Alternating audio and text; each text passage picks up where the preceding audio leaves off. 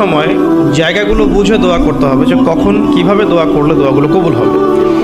প্রথম কথা হচ্ছে যে দোয়া করার আগে আল্লাহ পাকের প্রশংসা করতে হবে, আল্লাহর হামদ প্রশংসা করতে হবে। সূরা ফাতিহা পড়ে নিতে পারেন একবার।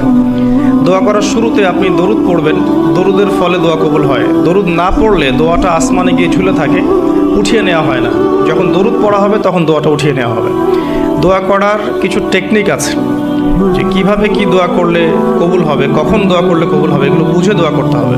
অনেকেই বলে দোয়া করেই যাচ্ছে কবুল হচ্ছে না।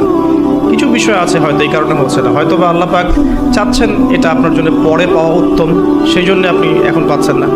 হয়তো বা আল্লাহ পাক আপনাকে পরকালে দিবেন বলে জমা রেখেছেন, হয়তো এই জন্যে পাচ্ছেন না। অথবা হয়তো আপনার আকীদায় শিরক আছে, হয়তো এই জন্য হচ্ছে না। হয়তো বা আমলে বেদায়াত আছে, এই কারণে হচ্ছে না। অথবা আপনার রিজিকে কোনো হারাম কিছু আছে, মেবি এই কারণে আপনার দোয়া কবুল হচ্ছে না।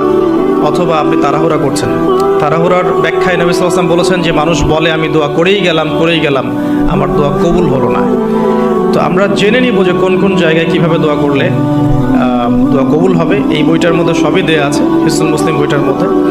তারপর আমি বলছি আমার ব্যক্তিগত ইলম থেকে কিছু কথা, সেটা হলো দোয়া করার আগে অবশ্যই আল্লাহর প্রশংসা করবে, অ্যাটলিস্ট একবার আলহামদুলিল্লাহ বলে হাত তুলবেন। তারপরে আপনি নবী সাল্লাল্লাহু আলাইহি ওয়াসাল্লামের কাছে উপরে একবার দরুদ পড়বেন। আগে আল্লাহর প্রশংসা, তারপরে দরুদ। এরপরে আপনি নিজের পাপের ক্ষমা চাবেন। আগে আপনি পাপ করেন বা না করেন, আগে বলবেন রব্বিক ফিরলি, আল্লাহ আমাকে মাফ করে দাও, পাপ করেন বা না করেন। এটা সুলাইমান আলাইহিস সালামের সেই দোয়া থেকে আমি শিক্ষা নিয়েছি।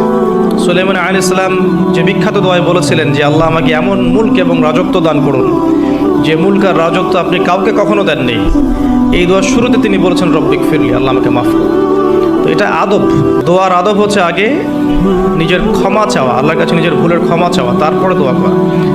হামসানা, দরুদ, এরপরে আপনি ক্ষমা চাবেন। এবার আপনি দোয়াগুলো করবেন আপনার মন থেকে। আরবি দোয়া জানা থাকলে আরবিতে দোয়া করবেন, কারণ আপনি আপনার রবের সাথে আরবি দিয়ে কথা বলবেন, এর চেয়ে আসলে গর্বের কি হতে পারে? আরবি ভাষা কেন শিখব, কি দরকার আছে? এটা কি সাম্প্রদায়িকতা? আল্লাহ রাব্বুল আলামিনের আল্লাহ পাক যে ভাষায় কোরআন নাজিল করেছেন, আল্লাহ পাক যে ভাষায় কথা বলেছেন কোরআনে, সেই ভাষায় আমি আল্লাহর সাথে কথা বলছি, এর চেয়ে গর্বের কি আছে আমার জন্য? আরবি কেন শিখছি, কেন শিখবো? এই ভাষা দিয়ে আমি আল্লাহর সাথে কথা বলবো। জান্নাতে এই ভাষা চলবে, কোরআনে এই ভাষায় নাজিল হয়েছে, কবরে এই ভাষায় প্রশ্ন করা হবে, তা আমি কেন এই ভাষায় আল্লাহর সাথে কথা বলবো না? এর মানে এই নয় যে কেউ যদি আরবি না জানে অন্য ভাষায় দোয়া করতে পারবে না, এমনটা নয়। অবশ্যই কেউ যদি আরবি না জানে, বেসিক দোয়াগুলো না জানে, সে বাংলাতে দোয়া করতে পারে, কোনো সমস্যা নেই। ইংরেজিতে দোয়া করতে পারে, উর্দু দিয়ে দোয়া করতে পারে। ভাষাগত পার্থক্য আল্লাহর কাছে নেই, তবে আরবির মর্যাদা আছে। আর এটা আমার কাছে গর্বের বিষয় মনে হয় যে আমি আরবি দিয়ে আমার রবের সাথে কথা বলতে পারছি, আমি আরবি দিয়ে কথা বলছি। এবং আরবি দিয়ে দোয়ার ক্ষেত্রে আপনি এত ভালো করে মনের ভাব প্রকাশ করতে পারবেন অল্প শব্দে, যেটা হয়তো অন্য কোনো জায়গায় সম্ভব নয়। এরপরেও আমি বলবো যে মাতৃভাষায় মানুষের মনের ভাব প্রকাশের ক্ষেত্রে সহজতা আছে। যদি কেউ আরবি না জানেন, সেক্ষেত্রে মাতৃভাষাতেই বেশি বেশি দোয়া করবেন, চলতে ফিরতে দোয়া করবেন। নির্দিষ্ট সময়েই দোয়া করতে হবে এমন নয়। রোজা রেখে সারাটা দিন যখনই আপনার মন চাচ্ছে, মনের মধ্যে একটা কিছু চাহিদা আসছে, আপনি দোয়া করে ফেলবেন। নবী সাল্লাল্লাহু আলাইহি ওয়াসাল্লাম বলেছেন, যদি তোমাদের কারো জুতার ফিতাও ছিঁড়ে যায়, সে যেন সেই ফিতাটাও আল্লাহর কাছে চেয়ে নেয়। প্রতিটা বিষয় আল্লাহর সাথে শেয়ার করতে হবে।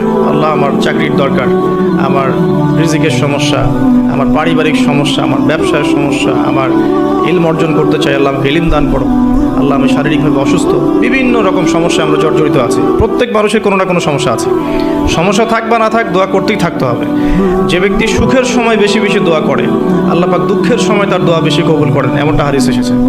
যে ব্যক্তি সুখের সময় ভালো আছে, এখন আমার ফিজিক্যাল আমি ফিট, এখন আমি আল্লাহ পাকের অসীম নিয়ামতের মধ্যে আছি, বাড়ি গাড়ি টাকা করি, আত্মীয় স্বজন, স্ত্রী সন্তান সবই আছে, আমার কোনো কিছুর অভাব নাই। এরকম সুখের সময় যে ব্যক্তি বেশি বেশি দোয়া করবে, ইস্তেগফার করবে, ক্ষমা চাবে, আল্লাহ পাক দুঃখের সময় সেই বান্দার পাশে থাকবেন ইনশাআল্লাহ। আর সবচেয়ে বড় দুঃখের দিন তো কিয়ামতের দিন, আল্লাহ পাক সেদিন ইনশাআল্লাহ আমাদের সাথে থাকবেন ইনশাআল্লাহ তাআলা। দোয়ার আগে এই আদবগুলো মেনটেন করবেন। বাংলা ভাষায় দোয়া করেন যদি আরবি না জানেন। আর আরবি জানার দিকে আমি বেশি জোর দিচ্ছি, আরবি জানলে বেশি ভালো হয়। হিসনুল মুসলিম বইটা সাজেস্ট করলাম। এবং দোয়া করার কিছু টাইম আমি বলছি, যে এই সময়গুলো আপনি বেশি বেশি দোয়া করতে পারেন। রোজা রেখে সারাদিন দোয়া করতে পারেন যে কোনো সময়, স্পেশালি নামাজের সেজদায় একটা সেজদাও যেন বাদ না যায় যেখানে আপনি কোনো দোয়া করেন নাই। অ্যাটলিস্ট আপনি কিন্তু সেজদায় তাসবিহ পড়েই বলতে পারেন আল্লাহুম্মা আতিনা ফিদ দুনিয়া হাসানা ওয়া ফিল আখিরাতি হাসানা ওয়া কিনা আযাবান নার, আল্লাহুম্মা আইন্নি আলা যিকরিকা ওয়া শুকরিকা ওয়া হুসনি ইবাদাতিক, যে কোনো দোয়া। আল্লাহুম্মা আনতাস সালাম ওয়া মিনকাস সালাম ফাহাইয়িনা রাব্বিনা বিস সালাম, আল্লাহুম্মা ইন্নী আসআলুকাল হুদা ওয়াত তুকা ওয়াল আফাফা ওয়াল গিনা, কত দোয়া আছে।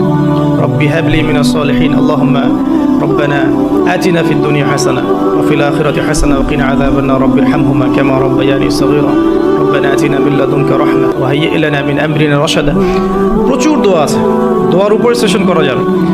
আপনি সেজদায় বেশি বেশি দোয়া করেন, মিনিমাম 1টা 2টা 3টা করে দোয়া করার চেষ্টা করেন। যদি আরবি না জানেন, আপনি নফল নামাজে, সুন্নত নামাজে বাংলাতেও দোয়া করলে ইনশাআল্লাহ কবুল হবে। আল্লাহ পাক সমস্ত ভাষায় বোঝেন ইনশাআল্লাহ তাআলা। সেজদায় দোয়া করেন বেশি বেশি। আমি সাজেস্ট করবো যে রমজান মাসে আপনি 2 আজানের মাঝখানে দোয়া করবেন। আজান হয়েছে, আজানের সময় দোয়া করলে দোয়া কবুল হয়ে যায়। আজান এবং একামতের মাঝখানে দোয়া করলে দোয়া কবুল হয়ে যায়। রমাদান মাসে লাইলাতুল কদর আছে, শেষ দশকের বেজর রাতগুলোর মধ্যে আমরা একে পাবো। যদি কেউ লাইলাতুল কদর পেয়ে যায়, সেই রাত্রে যে দোয়া করবে সে দোয়াগুলো কবুল হবে ইনশাআল্লাহ তাআলা। কাউকে ইফতার করানোর পর দোয়া করলে দোয়া কবুল হতে পারে ইনশাআল্লাহ। দান সাদাকা করার পর দোয়া করলে দোয়া কবুল হতে পারে ইনশাআল্লাহ। হয়তো বৃষ্টি হচ্ছে, আপনি বৃষ্টি দেখে দোয়া করলেন, দোয়া কবুল হবে ইনশাআল্লাহ।